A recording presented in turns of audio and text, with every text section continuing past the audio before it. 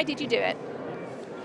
Well, it's all about the people as far as I'm concerned. It's about my constituents, it's about my country. What I've done today is move to a party that I think can secure a better future for them, and that's why I've done it. When did you feel that the Conservative Party was no longer the right fit for you? I mean, look, for a number of Conservative colleagues, it's been a difficult 12 to 18 months, and I suppose it began to accelerate with the change of administration. I mean, ultimately, I came into politics because I wanted to make a positive difference, to leave a legacy for future generations.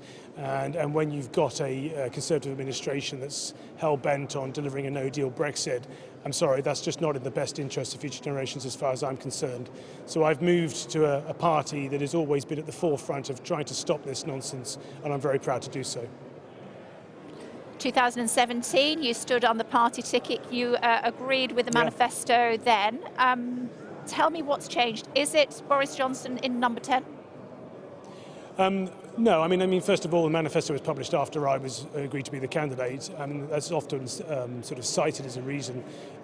Ultimately, I'm elected to serve the best interests of my constituents, and that is what I've sought to do since 2017. I guess the elevation of Boris Johnson to the Prime Minister's position has accelerated events. We're seeing that only today. The news is coming thick and fast. And I don't expect to be the last person to make this decision. I think it's a very difficult decision. 27 years a member of the Conservative Party. I have friends in the Conservative Party still, and it's a wrench. It's like a divorce. And I didn't rush this decision. I took some time over it, but I feel positive about it because I know that I'm in a party that's going to confront the two big issues, I think, that are facing this country, which is Brexit and climate change. You don't expect to be the last person to leave the Conservative Party. Tell me more. I don't think that everybody who's currently sitting as a Conservative is going to be sitting as a Conservative after the next election. Whether they join the Liberal Democrats or not, it's an individual decision. But I really wouldn't be surprised if more come to this conclusion over the next few days. It's not an easy decision for anybody. Those of us who've come into politics, particularly those of us who've had to fight this fight over many long, hard months. I've been interviewed by UK many times about Brexit. Ultimately, we've all come into politics to make a positive difference. And I think that a number of colleagues want to continue making that positive difference. I've concluded that doing it within the Conservative Party just doesn't work for me. So you feel several of your colleagues will cross the floor, leaving the Conservative benches and joining the Liberal Democrats? I'm not sure whether they will join the Liberal Democrats or not. As I say, it's a private decision. But I do know that a number of colleagues are searching their souls. They have been doing so for a number of months. And you've already seen Justine Greening announce this morning that she's not going to be standing at the next election. You've already had Lib Dems say that he's not going to be standing as a Conservative next election. There are a number of us who wrestle with our consciences, perhaps for too long, over this issue. Fundamentally, we have values that are all about making our country a better and stronger place to be for the greatest number of people. And at the moment, we seem to be hell-bent as a nation, or our administration is in doing something that I think is going to be deeply damaging. And I was just not prepared to associate myself with that project any longer, Kay. How do you know, Doctor, that colleagues will be leaving the party? I don't know. I just know that I've had many, many conversations over many, many months, and I have very good relationships with a number of colleagues who've been wrestling with this for a long, long, long time. They're going to make their decisions, and it's up to them. I'm not here to judge others. I've made my decision today, and it was a difficult decision, but I believe it was the right decision for my constituents, and more broadly for my country. How do you feel about the Prime Minister's behaviour over the last few weeks since he took office? Well, whether it's his behaviour or whether it's the people that he's chosen to have around him or not, I must say I've not been left with a particularly positive impression. It's a tough job being Prime Minister, we all understand that, but you can't go bullying people, certainly not people whose motivations for coming into politics are deeply honourable. In fact, by trying to bully them, you tend to get an opposite response, and I think that's what's happening. I mean, ultimately, I want my country to be governed well and to be taken into the future in a positive way. And I just do not believe that this administration is the way for that to be achieved. And that's why I've left the Conservative Party and proudly joined the Liberal Democrats.